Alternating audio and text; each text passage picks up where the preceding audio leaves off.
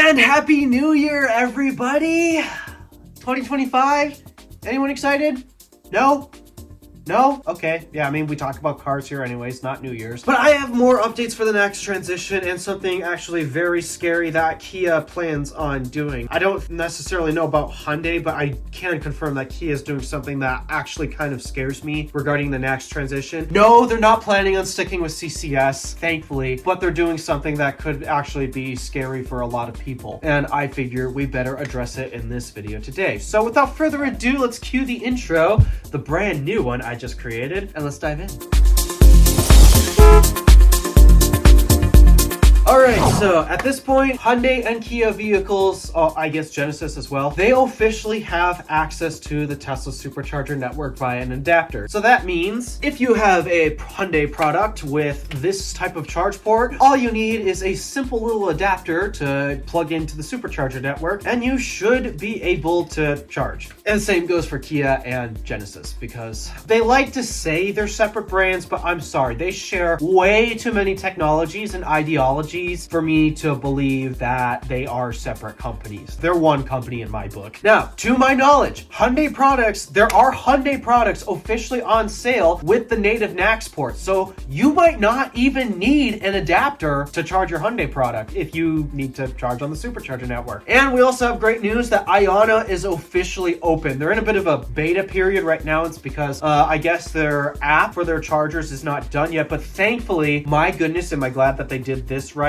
You don't need to start the charger with an app. You can use plug-in charge. Well, not with Hyundai and Kia products right now, but at least with Mercedes and BMW. Though I'm sure that more certificates will be issued for other brands like Porsche and various other companies as well that tend to use ISO 15118 plug-in charge. But they're also using roaming apps. So in theory, I have the ChargePoint app downloaded on my iPhone here. I could actually start an Iona charger with the ChargePoint app. Despite that, they really don't have much in common. And then the most important thing is they actually have credit card readers. Yes, they have real credit card readers. And to my knowledge, I mean, they don't have the best reputation. They're using Pater credit card readers. They don't have the best reputation, but they're at least more reliable than the Nayax credit card readers that EA insists on using. So yeah, basically this network, there should be no issues trying to activate these chargers, and they're Alpitronics. So the reliability is also going to be extremely high. And yes, every Iona site will have NACS plugs. So in theory, you should not need an adapter to charge at these sites, which is real good news for EGMP vehicles, especially because they're a higher voltage architecture. And at least as of right now, V4 cabinets have been announced, but they're still not in the ground yet. So that means there's still no supercharger that supports 1000 volts. They're still capped at 500 volts. So yeah, you're probably better off to visit an Iona rechargery if that were the case, if you have an EGMP vehicle at this point. But hey, the point is Hyundai, Kia, and Genesis vehicles, they now can charge on superchargers, and at least Hyundai vehicles at this point are being sold with NACS ports officially. However, despite this great and positive news, I have to address something that's actually very scary that Kia is kind of insisting on doing. Well, I believe Hyundai is also kind of joining Kia on this part, but not particularly. While Hyundai is already making the plunge to, well, first, their vehicles have native NACS now, but for the vehicles that don't have native NACS, I think Hyundai is using Tesla's official adapter, and if not, then maybe Electrons. Don't remember the exact detail, but that's not the most important. Kia, on the other hand, has turned to their engineers, and they've engineered their own custom solution so you can plug your CCS Kia into a supercharger. And this is where things start to get a little scary. You see, the way that these adapters works, they're pretty much passive adapters. They're really dumb, and that's the case of this custom solution that Kia has come up with. All the adapter really does is just connect the pins on this NACS connector here to the pins on the CCS inlet. There's pretty much no smarts in it at all. And because of this, to make sure that we don't have any overheating problems, considering with the level of power that we're dealing with here, current adapters on the market today, at least the high quality ones from Tesla, Electron, A to Z, those types of brands, they're rated up to 500 amps, which I thought wasn't possible without liquid cooling of some sort, but I guess they managed to figure out how to make them work at 500 amps continuously, which, okay, good on them. However,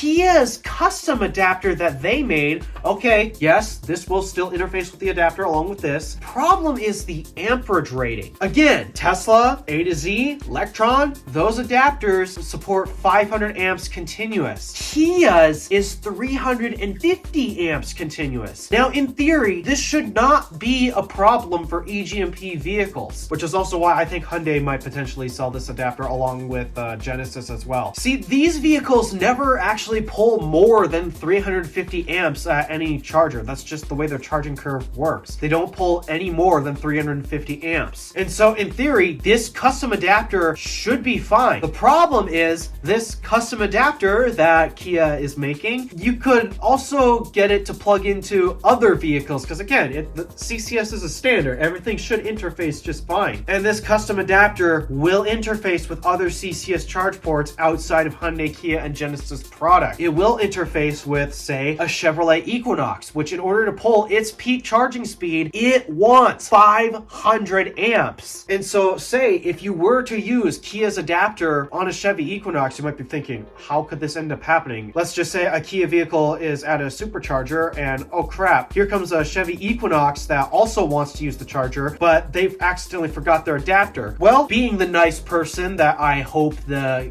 Kia driver is, they'd probably lend the Equinox driver their charging adapter because in theory it should work. It should allow this cable here to plug in to this charge port. The problem is they have no idea anything about amperage ratings. In fact, most electric car owners actually don't. They're not super nerds like us here on YouTube. And so I'm worried about the scenario where, okay, yep, that's going to happen. A Kia driver is going to be really nice and lend their adapter out to another vehicle in need of an adapter, and then it's going to plug in, the vehicle is going to request 500 amps, and then the adapter is going to have issues because it's only rated up to 350. Now, in theory, there's supposed to be a little thermal sensor that if it trips, it should disconnect the proximity pilot, which tells the vehicle to stop charging. And so, in theory, if the adapter, should the adapter start getting a little too hot, there is supposed to be this safety in place to stop charging. However, you're relying on a failsafe, and you should never, ever rely on failsafes. It's kind of like when you have an overcurrent event issue happening at your house. Say you plug in a space heater like I have right here because it is freezing in this room at night. Let's just say I accidentally plug it into a circuit that can only deliver 15 amps instead of 20 amps, and I have it set to its high setting. The issue that's going to happen is it's going to start drawing more current than is rated for on that 15 amp circuit. It'll pull 20 amps on that circuit, and then, oh crap, we're pulling more current, and then we have to rely on the breaker to shut off. And that doesn't always happen. Breakers can fail, safeties can fail. It happens. This is what I don't like about Kia's custom solution. Now, in theory, I think Tesla might let this go because according to Tesla, approved adapters include Tesla's own approved adapter that they've made themselves, or any other adapter approved by the automaker. So like, for example, Ford has an approved adapter made by Electron that they let you use, along with GM as well. A to Z doesn't have any official approval from Tesla or any other automaker just yet. I kind of feel bad for them because they actually made a pretty sweet adapter. It's just, again, I can't recommend it to you guys because it's not officially approved, and I don't want to be liable for saying, oh, buy this adapter, it'll work just fine, and something happens. I don't want to be on the hook for that. So in theory, because Kia made this adapter and Kia is going to sell Kia drivers this adapter, then yeah,